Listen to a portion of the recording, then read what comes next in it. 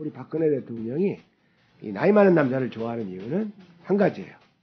최태민 목사 알죠? 네, 그분이 20에서 이상 많습니다. 예. 닭의 목을 비틀어도 새벽이 오는 게 아니라 닭의 목을 비틀어야 새벽이 온다. 비틀어서 울게 해야지. 사람들의 이 심장을 들끓게 하고 모두가 불법을 하도록 수동하는 그런 사회를 보시기 때문에 아마 14일 집회가 재밌을 것 같습니다.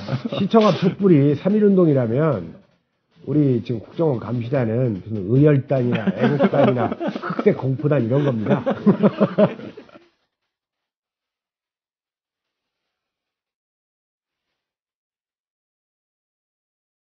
역사와 철학이 있는 혁명 시사방송 국민이 갑이다 26회 시작하겠습니다. 저는 주권방송 대표 권호혁입니다. 잘린 변호사 김성교입니다. 한 주 쉬고 왔습니다. 반갑습니다. 네, 여러분 안녕하세요. 김갑수입니다. 반갑습니다. 저는 지금 국정원 앞에서 지금 피서를 들고 있는 국정원 감시단 김효준이랍니다. 반갑습니다. 네, 반갑습니다.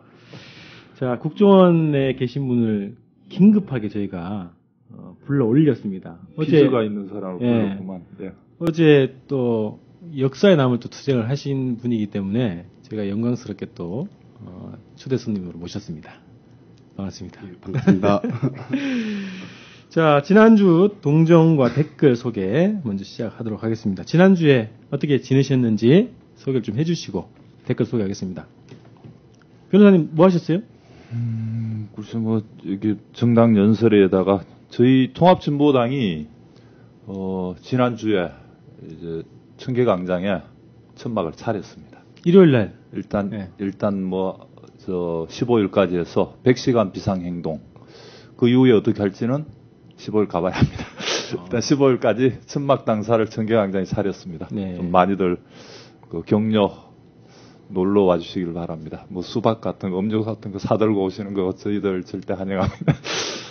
시민들이 많이 가셔야 되는데 어버이날이 먼저 가셨다고. 아, 오늘도 지난 시민이 수박 주고 가시더라고. 아, 그래요? 예. 어버이연합도 오늘 찾아왔다 갔죠. 네. 대접을 해드려야 되겠네, 그분들은. 그분들은 경찰들이 잘 대접하더만. 네.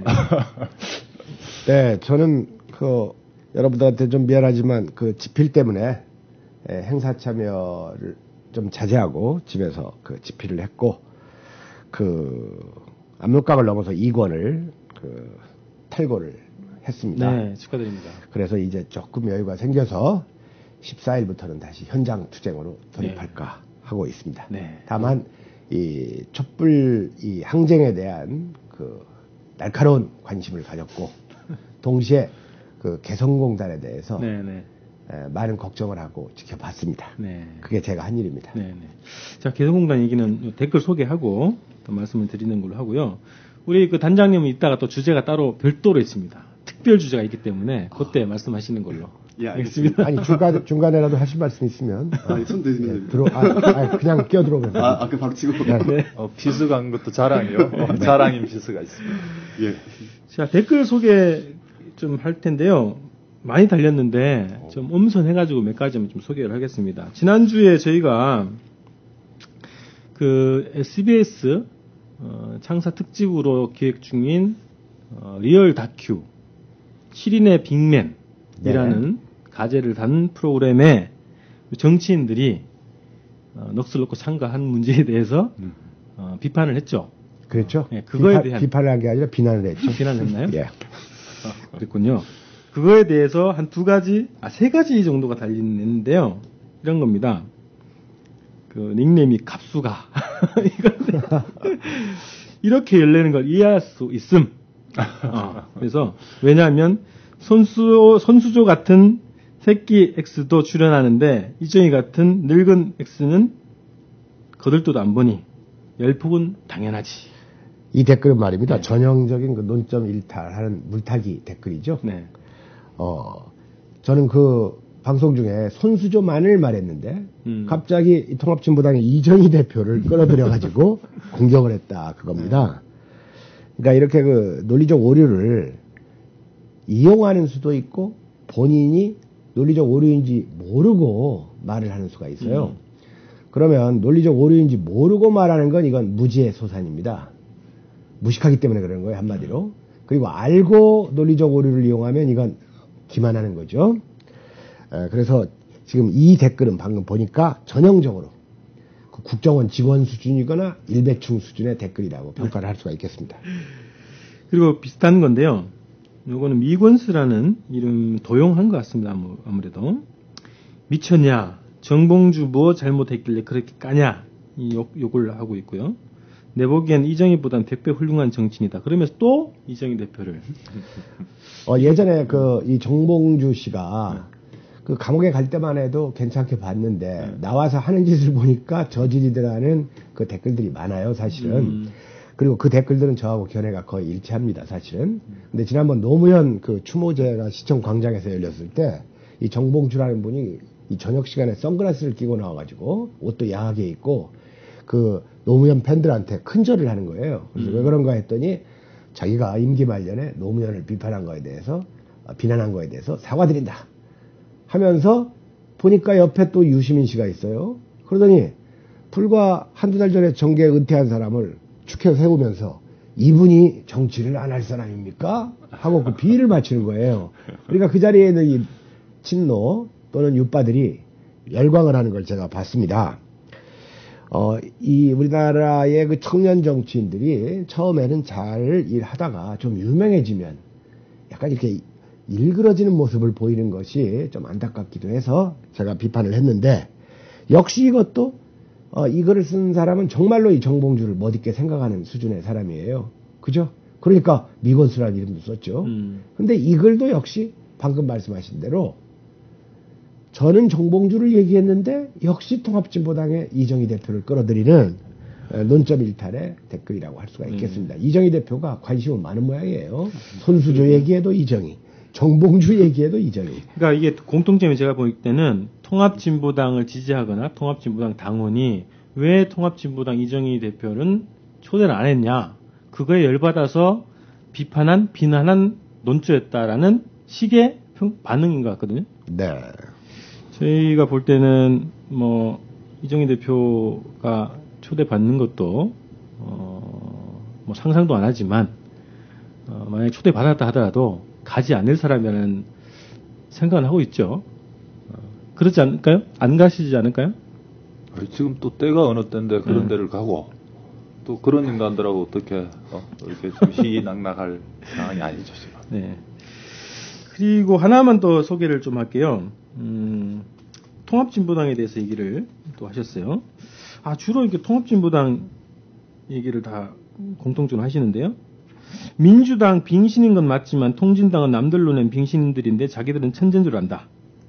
통진당 재기 힘들다. 국민 정서가 그렇게 쉽게 바뀌는 게 아니다. 이미 주홍글씨 박혔는데 자화자찬할 생각 말고 이미지 바꿀 생각이나 하기를 바란다. 이 댓글에도 제가 한 말씀 드리겠습니다. 이런 댓글 쓰는 사람은 보나마나 이거 민주당 지지자입니다. 그런데 동시에 댓글이 너무 나약하죠. 말을 세게 못하잖아요. 민주당도 비판하고 즉 민주당 병신인 건 맞지만 이라고 전제를 해놨어요. 양비론을 취하고 있는 대표적인 글인데 지금 이 댓글자가 구사한 이 용어들을 보세요. 통합진보당을 얘기하면서 유토피아, 진리, 천재 이런 용어 선택을 하고 있단 말입니다. 이건 이 통합진보당의 우월적 가치를 잘 알고 있는 분이에요. 그러니까 별로 이렇게 비난할 게 없으니까 우리가 이제 부부 싸움을 할 때 이 남편이 이 아주 돈도 잘 벌고 또 실력도 너무 좋으면 여자가 할 말이 없으니까 그래 너 잘났어 이런 식으로 얘기하잖아요. 지금 이런 심리의 댓글이라고 볼 수가 있겠습니다. 그러니까 이런 분들은 사실상 통합진보당이 세를 얻으면 일로 돌아옵니다. 근데 지금은 소수기 때문에 소수가 되기를 싫어하는 분들이에요. 그러니까 이분은 자기가 옳다고 생각하는 방향으로 이 삶을 빨리 전환하시는 게 행복을 위해서 좋을 것 같습니다. 그러니까 저도 좀 추가하자면은 그분은 아직도 지난해 못 잊고 거기서 못 벗어나고 있는 것 같은데 최근 이제 여론조사가 여러 가지를 말해주는데 저희 통합진보당이 그렇게 여론조사에만 목매고 그런 데는 아닙니다만 이제 정책 당대 그리고 최근 이제 촛불 그러면서 한 달 전부터는 통합진보당에 대한 여론조사 결과가 저희도 계속 모니터링을 하고 있긴 한데 5% 내에서 많을 때는 10% 정도까지 안정적으로 좀 나오고 있습니다. 그래서 이게 상당히 좀 달라지고 있는 게 있고 이게 또 뭐 의미가 있는 것은 사실은 통합 직후 에도 지난해 그러니까 초반이죠. 그 총선을 앞두고도 여론조사 한 이 정도밖에 사실 안 나왔었거든요. 그러면 원래 회복한 거네요? 회복이 아니라 지금 객관식 수치로는 그 회복한 것이죠. 통합의 효과가 그렇죠. 유지되고 있는 거죠. 그래서 지난 국회의원 총선 때 10.1% 나왔던 거 최종 결과가. 네네. 그래서 지금 여론조사에 플러스 이 무응답자들 또는 지지정당 없음 이런 것도 조금 엎어야 되기 때문에 지금 여론조사하면은 선거 때는 10% 또는 10% 이상이 노는 수치죠. 이대로라면은. 네. 그래서 일부는 아직도 사망 선고 과거에 사시는 분들이 있는 것 같은데 현실은 좀 그렇지 않고 저희 당은 좀 앞으로 또 계속 전진하고 있다는 게 여론에서 좀 확인되고 있는 거죠. 촛불 집회를 안 나오시는 분일 가능성이 높아 보여요. 현장 분위기는 정말 다르단 말이죠. 그러면 그리고 제가 보기에 볼 때마다 유형화된 댓글이 있는데 그런 댓글을 볼 때마다 좀 안타까운 게 있어요. 일단 우리 방송이나 또는 통합진보당에 대해서 호의적이에요. 그리고 우리 말이 옳다는 것도 알아요. 제가 그 댓글 하나를 소개하겠습니다. 내가 아무리 옳다고 말해도 귀 기울이는 사람이 없다면 무슨 소용입니까? 벌써 이 말도 지금 이 말 하신 분이 귀를 기울였는데 귀 기울이는 사람이 없다고 하지 않습니까? 옳다는 것도 아시고. 예. 통진당의 진보적 사고의 뜻을 같이 하거나 동의하는 극소수의 국민들만 선동할 게 아니라 전 국민을 선동할 수 있는 설득력 있는 정책과 미래지향의 가치를 보여주시는 게 기본이라고 생각합니다만 김갑수 선생의 말씀에 9할 5푼 이상 동의합니다. 그렇단 말입니다. 압도적 지지인데요. 자, 그러니까 95%나 동의하는데 사실은 이런 댓글을 다시는 분들은 실제로 통합진보당 지지자 중에 저는 있다고 봐요. 다만 이런 분들은 신념이 약간 부족해서 이 현실적인 타협 노선을 취하거든요. 그러니까 이런 걸 논리적으로 이제 실용주의적 오류라고 해요. 해봐야 큰 소용이 없는데 뭐하러 하냐 오라도. 네. 그러나 저는 이런 생각을 가지고 계신 분들한테 하고 싶은 말이 특수한 것이야말로 보편적인 것이고 작은 것이 모여서 큰 것이 되는 게 우리 이 역사의 이치가 아니겠느냐. 이런 말을 하고 싶어요. 지금 중국 공산당 당원수가 8천만 명이 넘습니다. 그리고 중국 공산당원으로 가입하고 싶어 하는데 안 돼요. 경쟁률 100대 1입니다. 그러게요. 그러니까 그런 중국 공산당도 시작할 때는 쉬운 7명으로 시작했어요.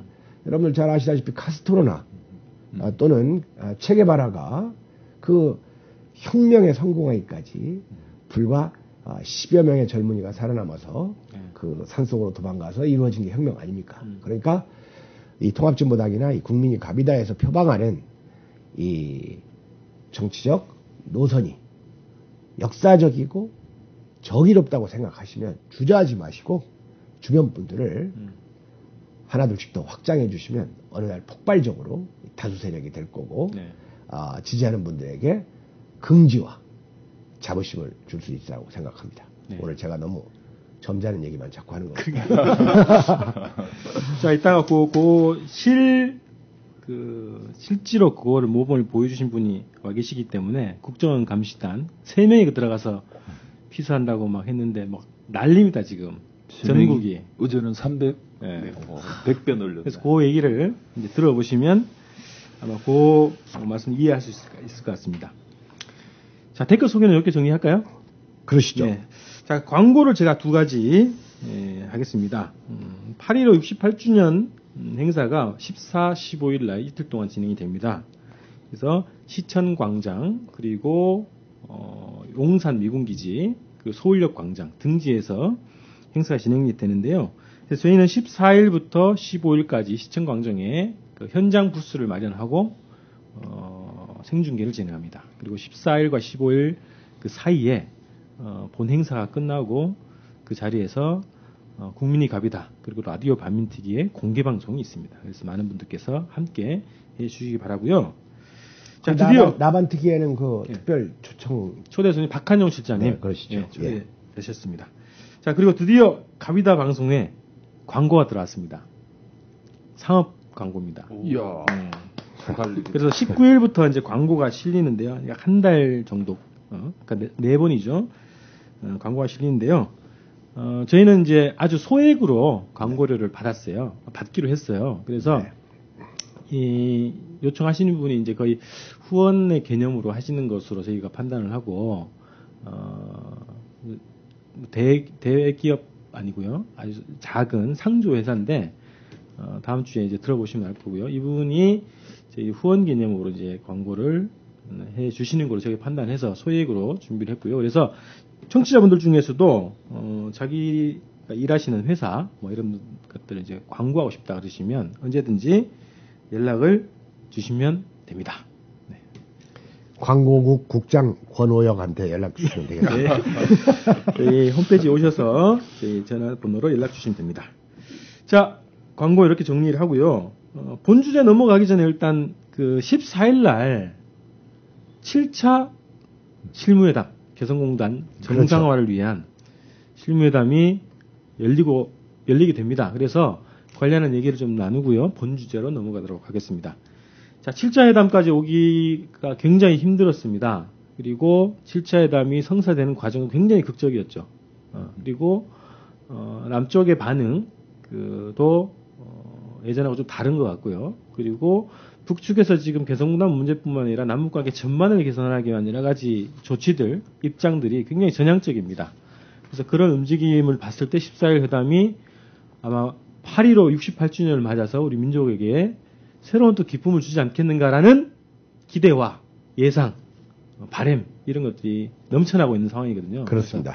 요 얘기를 한번 정리를 해보겠습니다. 느낌으로 볼 때 아마 그 타결이 될지 않을까 하는 감이 오는데 또 이렇게 생각하는 데에는 또 나름대로 근거가 있습니다. 지난번 그 6차 회담을 하고 나서 우리나라 보수지들이 마치 북이 아주 신경질적인 반응을 보인 것처럼 보도를 했잖아요. 그래서 그 백수건달이라고 했다. 그래서 지난주에 제가 회담하러 나와서 아무것도 하지도 않고 놀기만 했으니까 백수건달이라고 한 게 맞지 틀렸냐 이런 얘기를 했는데 그 일이 있고 나서 그 개성공단 기업체들 그렇죠. 그 분들이 이 평가를 내렸어요.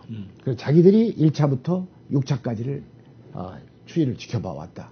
왜 안 지켜봤겠습니까? 자기들 생존권이 달려있는데. 그랬더니 북에서는 개성공단을 재개하려는 노력을 할 만큼 했다. 근데 이제 남에서 성의가 없는 것 같다 하고 이 북측 편을 노골적으로 들었어요. 그러니까 이 남측에서도 좀 당황스럽겠죠. 그리고 아마 이건 뭔가 어떠한 그 큰 분위기 같은 것이 이 남북 대화를 또는 남북 협력을 하지 않으면 어느 선까지 안 되는 분위기 같아요. 그러니까 이 북에서도 아주 노골적으로 개성공단을 꼭 열자. 그 김양건 부장 같은 분이 개성공단을 열면 그 박근혜 대통령이 얘기한 DMZ 평화공원도 이루어질 수 있다. 그렇죠. 하고 그 재발 방지 대책이라든지 또는 책임 추궁 문제 이런 데에서 거의 또 양보를 해왔거든요. 그러니까 이제는 남측에서는 반대할 명분이 거의 없어졌어요. 다만 이 중단되었던 공단을 가동시키려면 양측이 즉 남과 북 양측이 합의서를 쓰겠다는 생각을 해야지 7차 회담에서. 그렇죠. 북측에다가 일방적으로 서약서를 쓰라고 하면 그건 안 되는 겁니다. 그 점을 좀 감안해서 회담에 임해줬으면 좋겠습니다. 그 딱 좋은 표현이시네요. 합의서가 필요하지 서약서 필요한 게 아니다. 그렇죠. 합의서가 있으면 그걸로 되는 거거든요. 회담은 둘이 하는 거니까. 제가 그 공단 측 분들 만나봤는데요. 초기에 회담이 이제 진행되는 초기에 만나봤는데 그 비상대책위원회가 그 중소기업 중앙회 사무실에 있어요. 근데 그 비대위 사무실에 거의 국정원과 통일부에서 거의 상주하다시피 한답니다. 그래서 이 기업가들의 분위기가 정부를 비판하는 쪽으로 안 흘러가도록 계속 압력을 넣어왔다는 거죠. 그런데 그것을 억제하기 어려운 단계까지 와 있다 이런 거죠. 벌써. 그래서 기업분들이 아예 노골적으로 남측이 이제 화답을 해야 된다 이런 입장인 거죠. 그래서 그런 분위기가 있고 또 하나는 북에서 아주 전향적으로 제가 볼 때는 전향적으로 그리고 통일부에서도 전향적이다라는 평가를 했습니다. 그런 상황이기 때문에 아마 14일 회담이 잘 되지 않을까. 그리고 14일 회담이 잘 된다면 15일이 더 의미 있는 날이 되겠죠. 그렇죠. 그러면 뭐 우리가 시청 광장에서 아주 뭐 그죠? 만세를 외치겠죠. 네. 네. 혹시 우리 권 대표님 예. 그 친척 중에 개성공단 기업인 계십니까? 없고요. 제가 아시는 분이 몇 분 들어가 계세요. 아, 예. 예. 그러신 것 같아요. 왠지 네네. 말씀하시는 게. 네네. 아, 그분들이 잘 되면 광고도 좀 따보려고. 그렇습니다. 그래서 잘 되기를 기원하면서요. 본 주제로 넘어가도록 하겠습니다. 자, 뭐 매주 이 주제는 꼭 다루고 넘어가는 상황이죠. 촛불항징. 8월 10일 날 수만의 이 대중들이 광장에 모였습니다. 최대죠. 이 사안으로 모인 최대의 인파가 모였습니다. 그래서 이미 임계점을 넘어섰다. 이 투쟁은. 그래서 보도를 보니까 청와대에서 이 기류가 심상치 않다라는 그런 걸 느끼고 있는 것 같아요. 그래서 굉장히 긴장을 하고 있고 고심을 하고 있는 흔적들이 이제 보도가 되고 있는데요. 자, 우선 8월 10일 날 촛불항쟁을 다 보셨기 때문에 어떤지 뭐 이모저모를 한번 보도록 하겠습니다. 우리 김 변호사님은 가족들 솔거해서 천안분까지 같이 예. 이렇게 가신 걸로 제가 저희 온 가족이 다 저 한 자리에 촛불 나가고 보기에는 2008년 촛불 이후에는 처음이었던 것 같아요. 다들 뿔뿔이 가거나 저만 가거나 이래 갔는데. 촛불이 가족을 이번에 온 가족이 다 나갔습니다. 네. 정말 갔는데 발질 틈이 없더라고. 겨우 저 구석에 어떻게 가족들하고 자리를 잡아 앉았는데 정말 사람 많이 왔습니다. 그래서 뭐 경찰은 10,000명 추산? 16,000명. 네. 그 인간들은 일부러 안 세는 건지 못 세는 건지 아니 그래놓고 옆에 저 보수 단체에서도 몇 명 오기는 왔던데 국가인권위원회? 네, 거기 매일 하죠. 도로 거기는 한 200명 온 것 같던데 한 2,000명 왔다고 그러고. 그래요? 경찰 추산. 아니 의자 깔린 것만 해도 한 300여 개가 안 되는 것 같은데. 근데 2,000이 왔다고 그러는데 저 촛불은 거꾸로 한 10배를 항상 낮춰서 하는 거예요. 그래서 제가 보기에는 10일 날은 10만이 모였습니다. 네. 거의 10만은 좋게 될 것 같아요. 저희도 이제 중계를 나갔는데 보니까요, 그 대한문 앞쪽이나 지하철에서 올라오는 인파들이 못 올라오고 돌아가신 분들도 있다고 그러고요.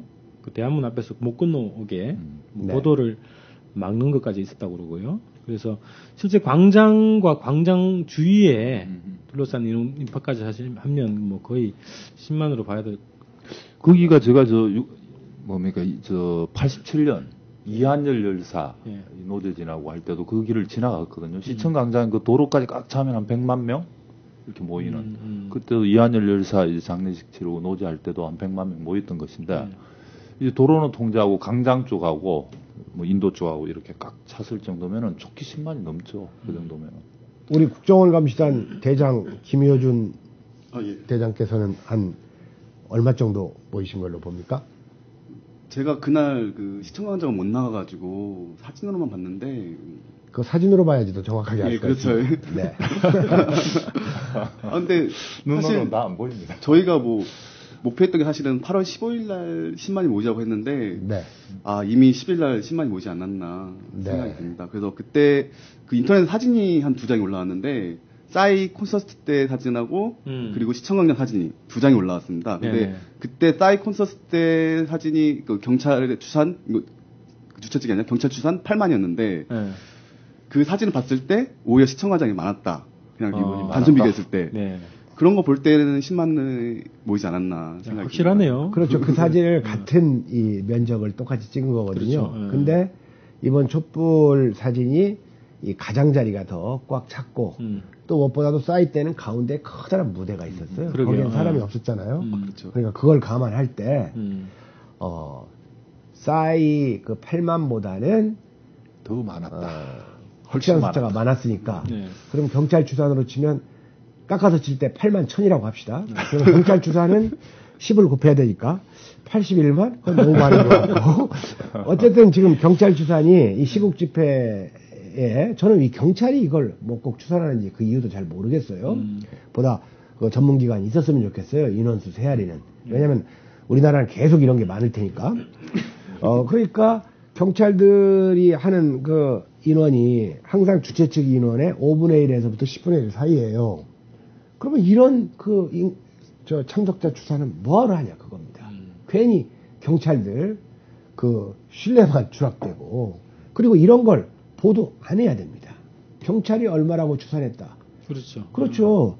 주최 측에서 추산하면 되는 거죠. 그러니까 이런 것들도 좀 개선될 여지가 좀 있다고 봅니다. 그러니까 경찰 이것도 일종의 여론 조작 공작이죠. 그렇죠. 심리전이죠, 뭐. 여전히 반성을 안 하고 있는. 경찰원에서 한번 추산을 해보라고 하면 어떨까 싶어요. 경찰 추산 대한민국 인원은 그 인구는 500만. 서울 시민은 100만. 네. 그래서 이제 아까 말씀하셨던 것처럼 싸이 공연 사진하고 비교를 해보시면 아마 이제 느낌이 오실 것 같고요. 자, 이날 보면 전국 동시다발로 한 거 아닙니까, 그죠? 그날 제가 대략 이제 그 날짜를 좀 보니까요. 9일날, 10일날 이렇게 그 집회를 했던 데를 보니까 서울 있고요. 인천, 홍천, 음성, 청주, 천안, 서산, 논산, 대전, 군산, 전주, 대구, 경주, 광주, 울산, 목포, 부산, 진해, 창원, 제주, 뉴욕. 다 집회를 하는 건데 대략 최소 집회 해가지고 이렇게 그 전국적으로 전 세계적으로 동시행동을 벌인 거죠. 외국에서도 했죠. 네네.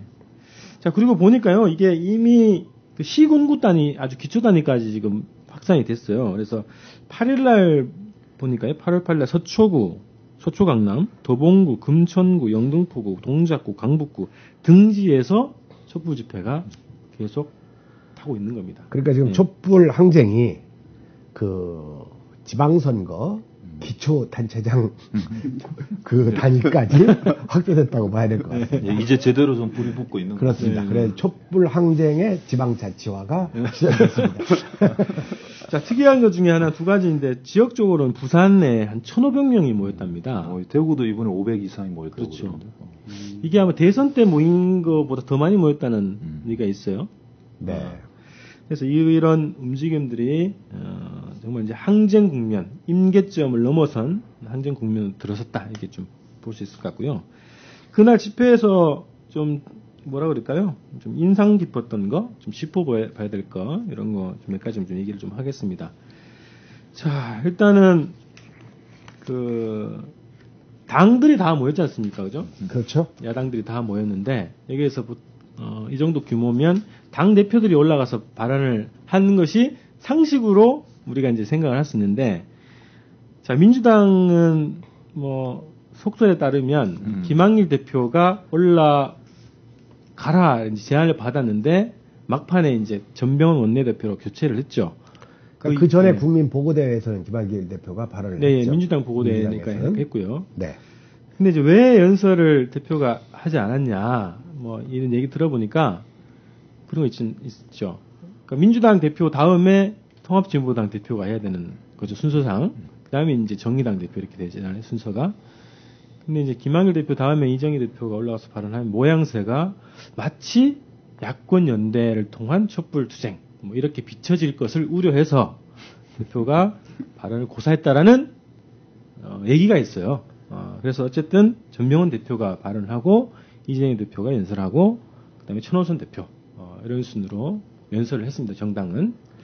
근데 여기에서 전병헌 원내대표가 발언을 할 때 굉장히 청중들 내에서 야유가 굉장히 많이 터져 나왔어요. 제가 중계를 하면서 이제 중계 영상을 보는데 너무 심하다 싶을 정도로 그 원내대표 전병헌 원내대표가 무한할 정도로 막 야유가 아주 심하게 있더라고요. 그러니까 보니까 발언 내용이 이겁니다.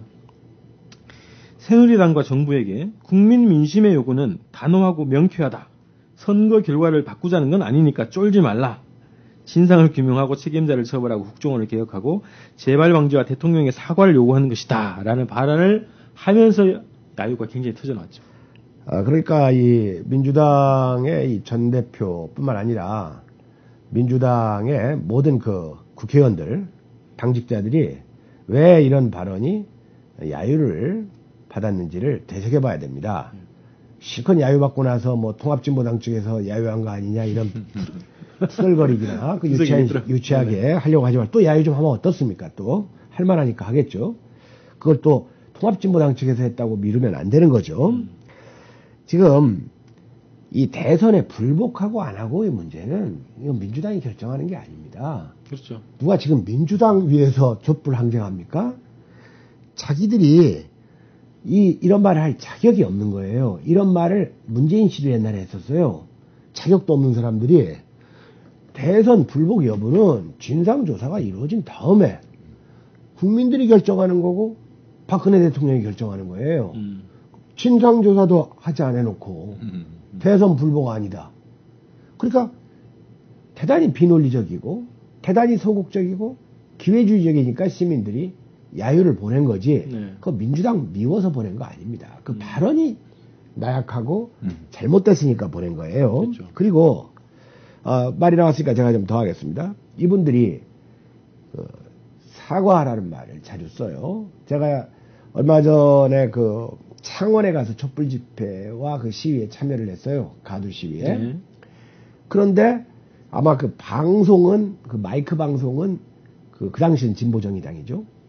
그쪽에서 준비를 했던 모양이에요.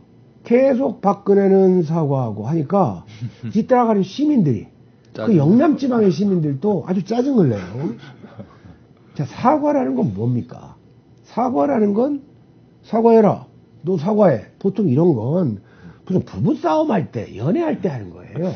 용서해줄게, 사과해라. 네, 사과만 하면 그걸로 뭐 일도 끝내고 용서하겠다는 이 전제가 있지 않고서 그런 말이 잘 안 나오지 않습니까? 없던 일을 하겠다는 걸. 자, 근데 문제는 민주당이나 진보 정의당에서 지금 그 사람들을 용서할 자격이 있습니까?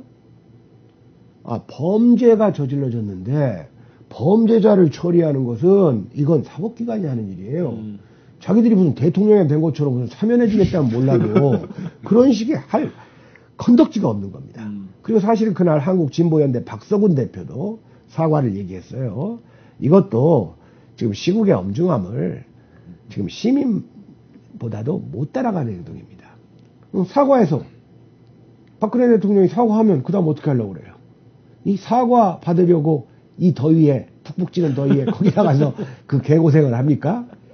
그러니까 이 바보 같은 말들을 그만하고 특히 정치에서는 사과가 아니라 책임지라고 해야 되는 겁니다. 그렇죠. 네. 그리고 선진상조사를 요구해야 되는 거죠. 강력하게. 그러니까 이런 점 때문에 야유를 저는 받았다고 생각하고 정말 엉뚱한 사람이 진보정의당 정의당 천호선 대표예요. 이 사람은 그동안 계속 사과하라고 했다가 이제 이 당원들까지도 너무 약하지 않느냐 하고 나오니까 이 묘안을 생각한 거예요. 사퇴하라고 하기는 겁나고 사과하라고 하면 반발이 들어올 것 같으니까 어떤 꾀를 냈느냐. 박근혜 대통령은 새누리당 탈당해라. 이게 얼마나 그 바보 같고 비정치적인 지금 탈당하라. 지금 때가 어느 때인데 무슨 당 탈당하라 그런 말이나 하고 있습니까. 참 여러모로 볼 때 이 한심한 수준의 분들이 이 촛불항쟁의 지도급에 있는 것이 저는 바람직하지 않아 보입니다. 그 우려스러운 게요. 그 아까 이제 말씀드렸던 것처럼 청와대에서 이 기류를 심상치 않게 이제 바라보기 시작했다는 거예요. 그래서 일각에는 박근혜의 대국민 사과를 고려해야 되지 않겠냐라는 게 흘러나오고 있다는 거죠. 그러면 이 정도 수준에서 요구사항을 사과로 걸면 확 꺾일 수 있다는 거죠. 결국은. 그래서 굉장히 위험스러운 겁니다. 그래서 그거에 대한 그 평가 좀 필요할 것 같고요. 그리고 그 야유 문제에 대해서 진보당 당원들이 다수라서 아마 그랬을 거다라는 댓글 반응들이 있는데, 자, 그 정도 야유 소리면은 거의 그죠? 우리 당원이 언제 그렇게 많이 늘었죠? 그렇죠. 그렇게 많이 오지 않았는데. 저희 원래 14일날 전국 집중이 아니었고 네. 전국 각지에서 지역에서들 네. 또 촛불을 많이 또 주도하시고 참여하시고 해가지고 그날 저희 당원이 많이 참석 못하신 것 같은데 많이 참석했을 한 1, 2천? 근데 10만 명이 모인 집회에서 1, 2천 또 기퉁이 저희는 또 저 외곽에서 거의 선전 활동하고 있습니다. 조끼 입고. 일단 거기서 야유한 사람이 어디에 소속되느냐는 따질 수가 없죠. 알 수도 없고 그리고 야유할 수도 있고 안 할 수도 있고 조용히 혀를 찰 수도 있는데 이 진보당 분들의 성향상 그런 자리에서 그럼요. 예의 벗어나게 야유하는 사람은 다른 집단에 비해서 현저히 적은 건 사실이에요. 그렇죠. 그러나 없다고 할 수도 없어요. 네. 왜냐하면 제가 그런 거 비슷한 말 하니까 이 통합진보당 당원 중에 어느 한 분이 야유는 나도 했는데 그랬거든요. 그러니까 이럴 때 없다고 하지 말고 그거 할 수 있는 거 아니냐. 너희들이 야유 안 받도록 잘 해봐라. 그렇죠. 이렇게 해야지. 없다고 하면 나중에 약점 잡힙니다. 나타나면. 아니 저는 이게 야유 민주당이 왜 이렇게 국민들로부터 여전히 좀 냉소 또 지탄 심지어 지탄까지 받고 있는가, 빈축을 여전히 사고 있는가. 이게 이제 민심을 읽지 못하는 것도 있지만은 여러 가지 참 잘못 이 사태와 관련해서 민주당이 어떻게 보면 초를 쳐온 게 있습니다. 이게 뭐 지난 방송에서 우리 저 김갑수 선생님께서 이 선거 부정이 간단한 문제가 아니다, 큰 거다 이렇게 말. 몇 가지 정리하면 대단히 엄중하죠. 저는 이제 4대 부정선거 이렇게 보는데 개표 조작, 개표 부정 이거 하나, 또 국정원의 정치공작, 선거 개입 이거 하나, 또 이걸 듣기 위한 서울지방경찰청 차원의 은폐 조작, 방해뿐만이 아니라 거꾸로 조작했던 있는 걸 없다고 한 거 아닙니까? 그렇죠. 그래서 선거에 거꾸로 영향을 미친 거 아닙니까? 그것도 대선 시기에 엄청난 선거 영향을 미치는 행위죠. 그리고 이제 최근에 이 와중에 이제 또 스스로 실토했던 또 밝혀졌던 대선 시기에 정상회담 대화록을 자기들끼리 몰래 유출했고 불법적으로 또 불법적으로 선거 이용한 거 아닙니까? 그렇죠. 그건 아마도 청와대 국정원 박근혜 대선 캠프 이 3자의 공모하지 않으면은 그런 자료가 불법적으로 나가고 또 불법적으로 이용되기 어려웠을 텐데. 네. 이렇게 네 가지 다 저는 어마어마한 부정이다. 네 가지가 다.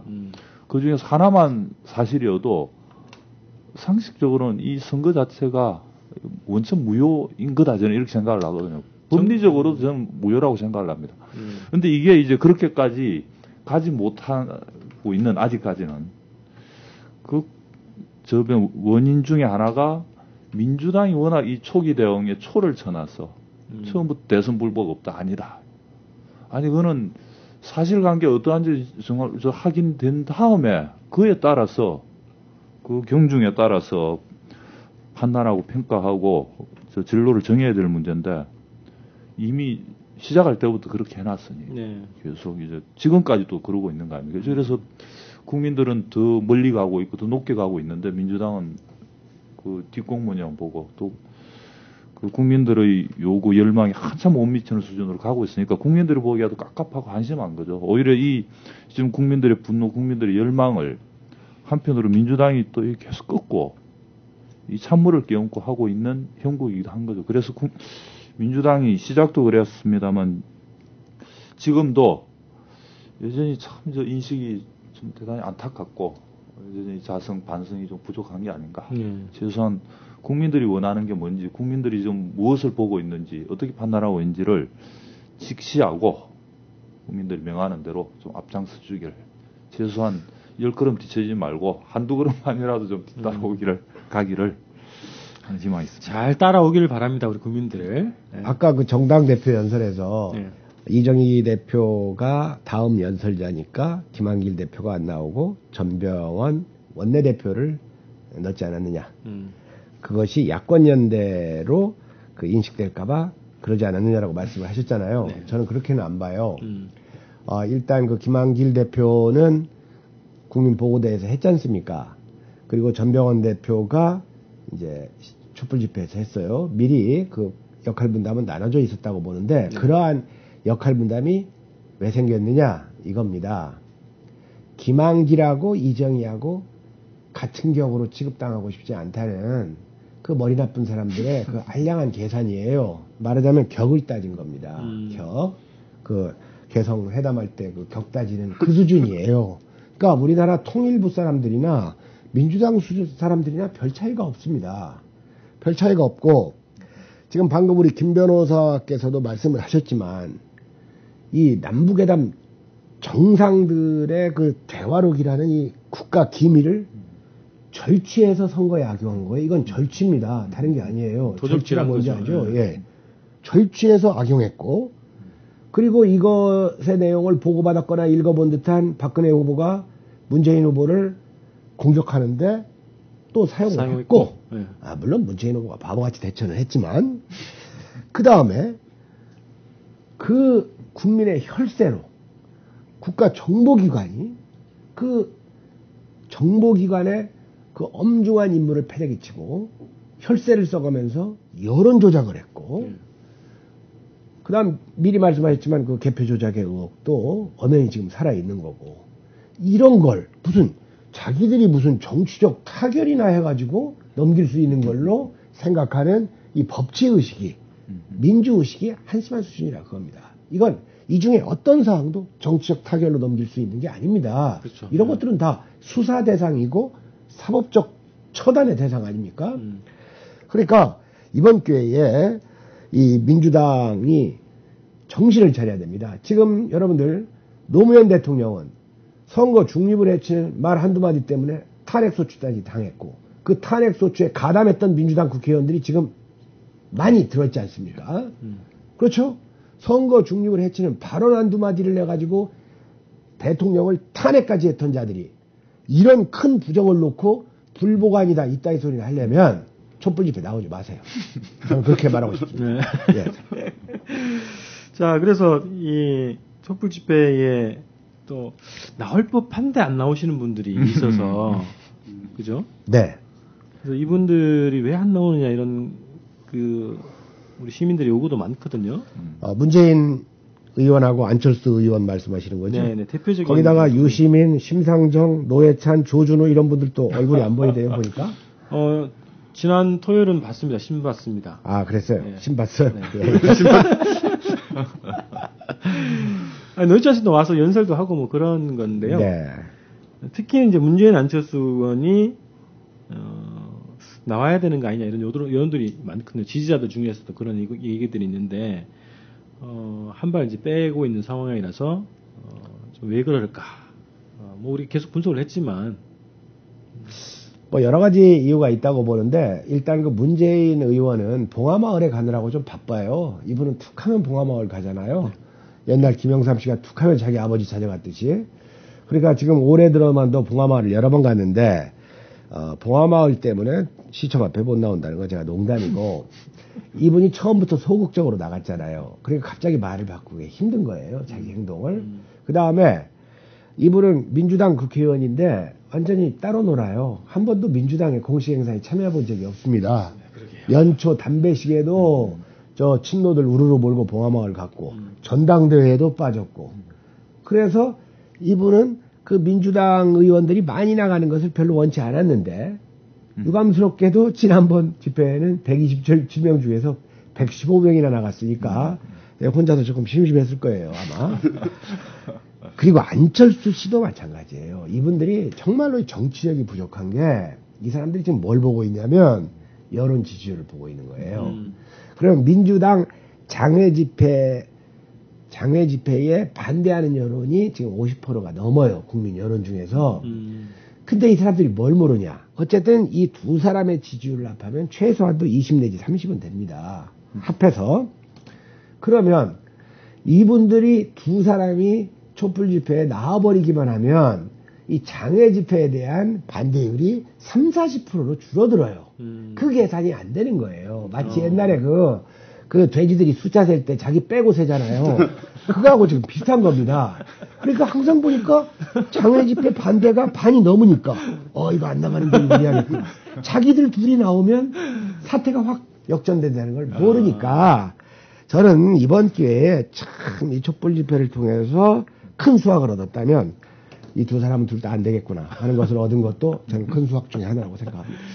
네, 아니 지금 어떤 계속 상승세에 있기 때문에 이분들이 지금이라도 그죠, 나오면 정치 생명 사는 거 아닙니까? 그죠? 그리고 안철수 씨는 지금 또 공경에 처했더만요. 최장집 내일 연구소 이사장이 사퇴를 했더라고요. 그래서 굉장히 뭐 새정치 이런 것도 다 실종됐고 이 국면에서 자기의 존재감을 발휘할 수 없다 이런 판단을 뭐 하시는 것 같은데, 촛불 집회 나오시면 됩니다.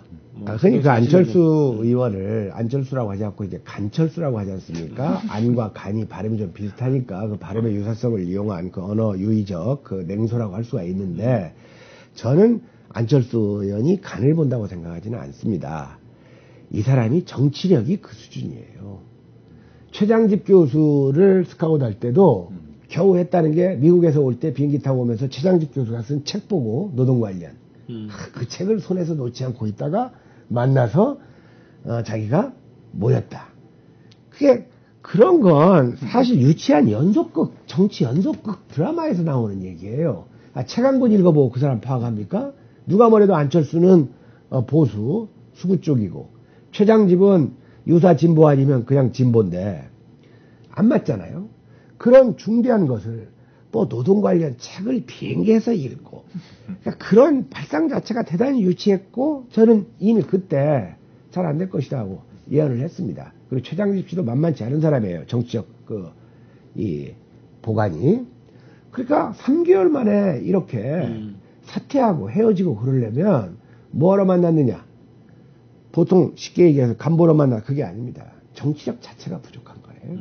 그리고 최장집 교수도 이분도 무엇을 정교하게 계산해가지고 자기를 실천하는 사람이 아니라 자기 하고 싶은 대로 유리한 쪽으로 많이 가는 분입니다. 실제로는.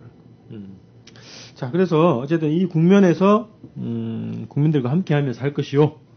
국민들의 뜻을 쫓지 않으면 미래가 없다. 이런 것이 여전히 검증되는 이 과정이다. 이렇게 보여지고요.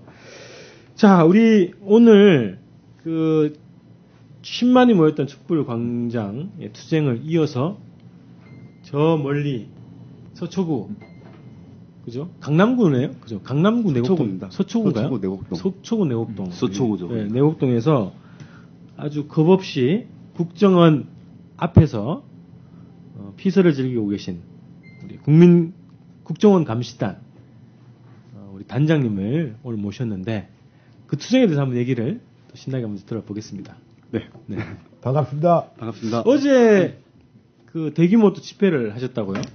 뭐 시청광장 뭐 촛불에 비하면은 한없이 작지만 또 의미가 또 있다 보니까 국정 앞에서 한 300 그 스파르타 그래서 최정예로 모여서 촛불을 좀 진행했었습니다. 100배를 모은 거네요? 3명이서 300을 모았으니? 그렇죠. 네, 그렇죠. 100배가 이거 쉽지 않은 조직인데.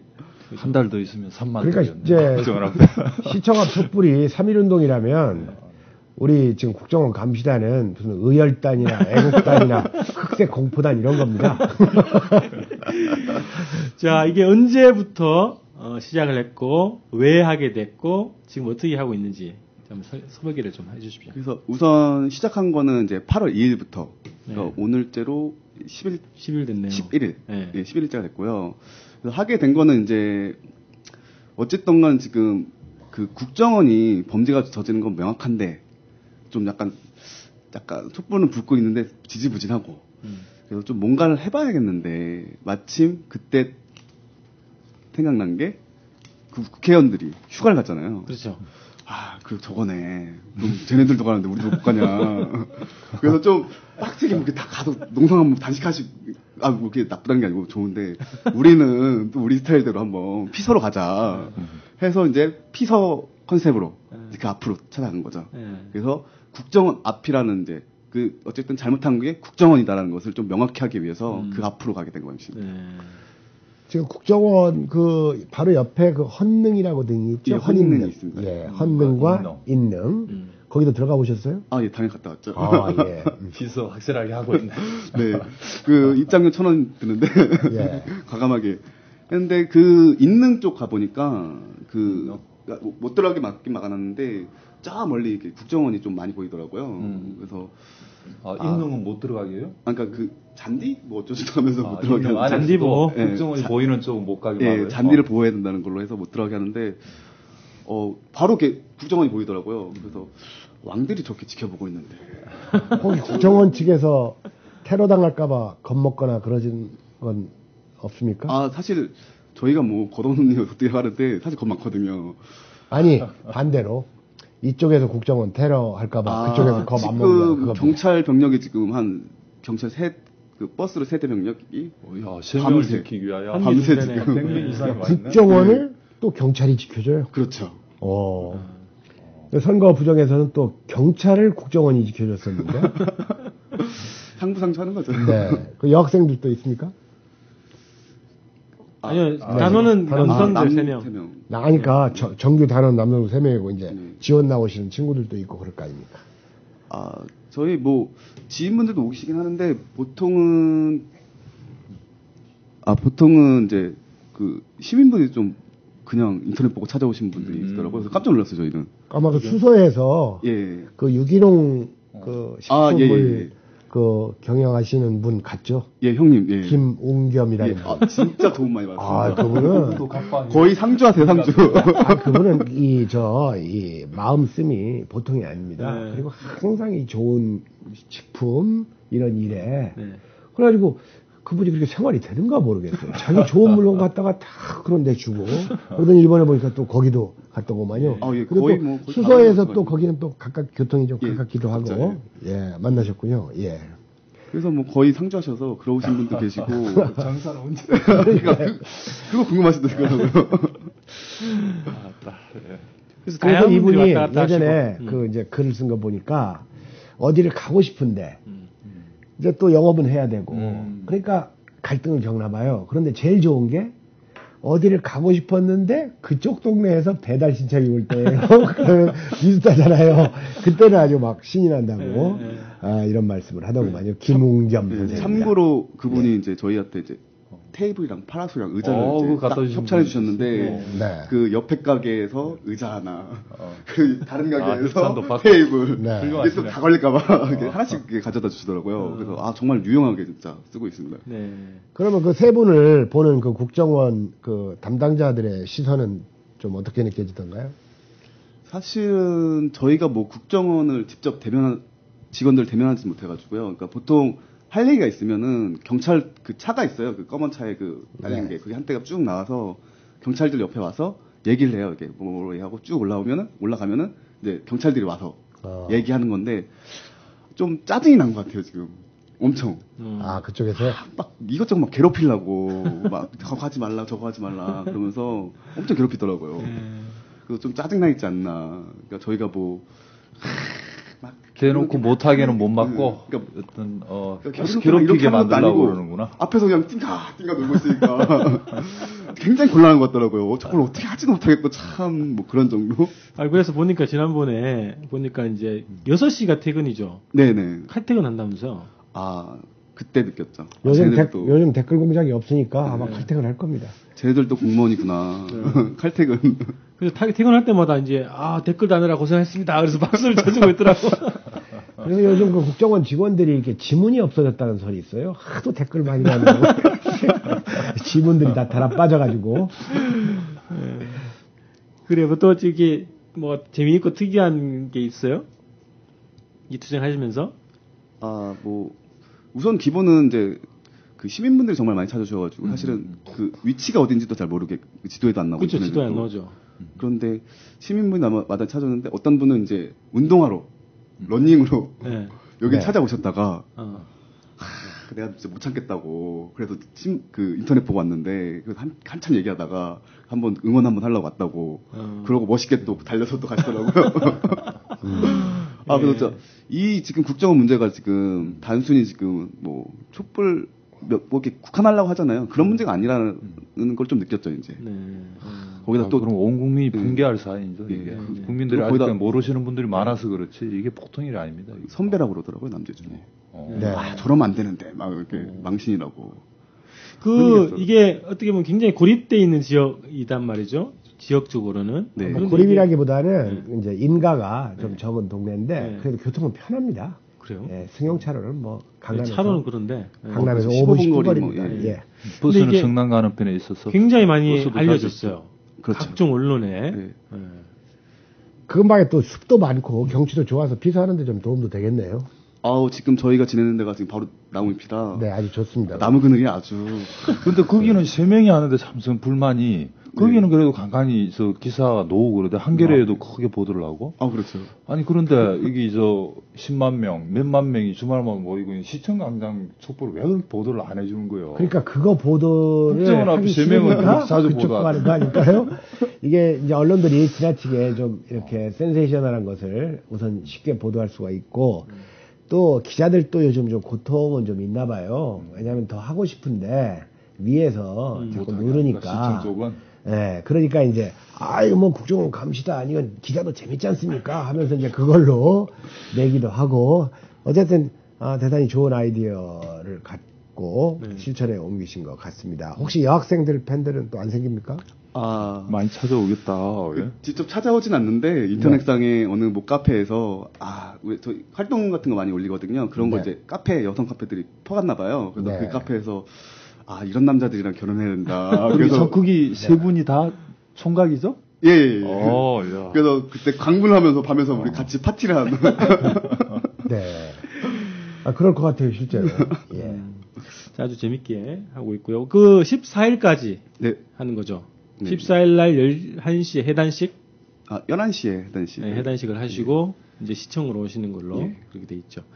그래서 지금 한 이틀 정도 남았네요. 네. 그래서 많이 응원들 해주시고 격려를 해주시고 14일 날 시청광장에 오시면 국정감시단을 직접 만날 수 있습니다. 예. 저희도 부스를 하나 차려서 기대를 해주시기 바랍니다. 자, 그래서 이런 그 기발한 투쟁, 다양한 투쟁들이 벌어지는 것 자체가 촛불의 동력이고요. 이게 생명력이라고 볼 수 있는데, 자, 우리 8월 10일 날 이제 10만을 달성했습니다. 그러게요. 조기 달성이네요. 저희는 8월 15일 날 10만 이야기를 했는데. 그럼 어떻게 높아졌습니까? 이게 목표가? 정확히 따지면 14일 날 24시죠? 예, 14일 날 아주 7시에 촛불이 있습니다. 시국회의에서 지난 8월 10일이 6차 촛불이었거죠. 그렇죠. 8월 14일도 이게 주중이긴 합니다만 7차 촛불. 7시 7차 촛불.